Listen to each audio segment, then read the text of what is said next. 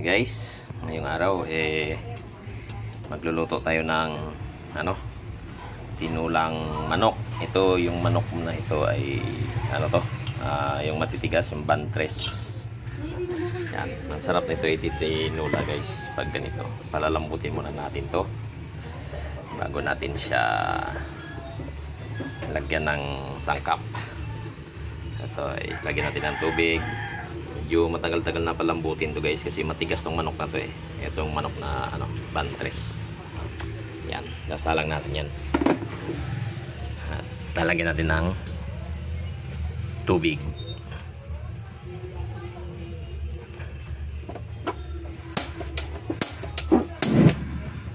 Yan. Tayo na lang natin siya ng palalambutin natin ng maigi. Lalagyan ko muna ng tubig. Gigisa muna tayo guys ng ito, bawang.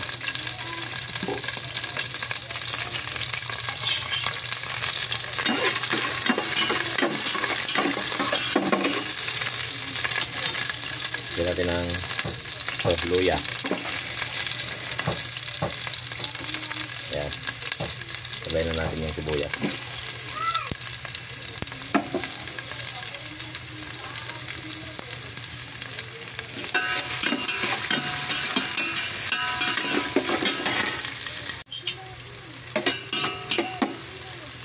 Yan, medyo na amoy na yung luya at saka yung bawang.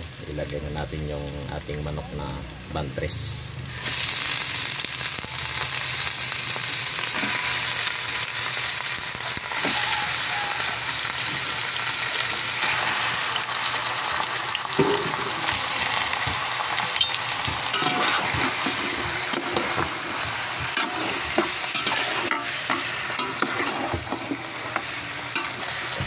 Ayan guys, lagyan na natin ng tubig yan at hintayin natin na lumambot. Pakuluan muna natin maigi para lumambot. Pamana natin. Ayan guys, medyo malambot na yung ating karning manok at nilagyan na rin pala natin yan ng tanlad. Ayan. Ngayon lalagyan natin itong ating papaya. Unahin natin ng papaya at saka sayote ito guys. Unahin natin nilagay yung papaya kasi medyo medyo matigas-tigas.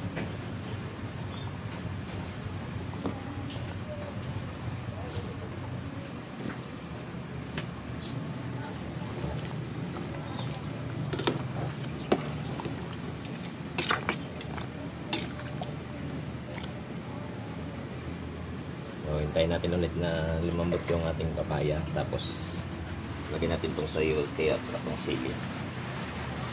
Ayan siya guys ay templado na yan. Kaya na lang natin lumambot yan. Pam na natin. Magic. Boom. Malambot na yung ating papaya. Ilagay na natin yung sayote.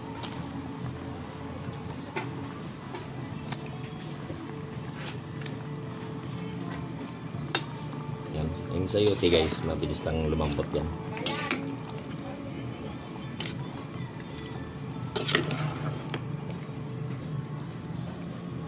Sarap ng sabaw nito guys. Oh. Wow!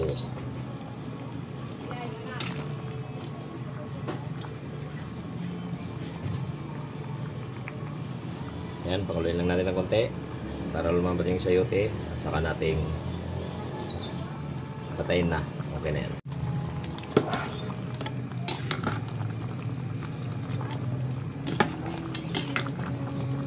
Ayan guys. Ayan, luto na yung ating simpleng lutong bahay lang yan guys. Simple lang. Ayan.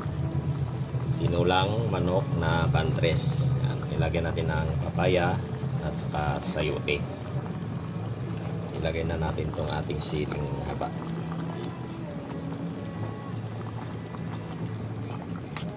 Yan. So ayun guys, nakapagluto na ako ng aming ulamin ngayong umaga, almusal. Aking tinulang manok na bantres. So Ayan, kain na.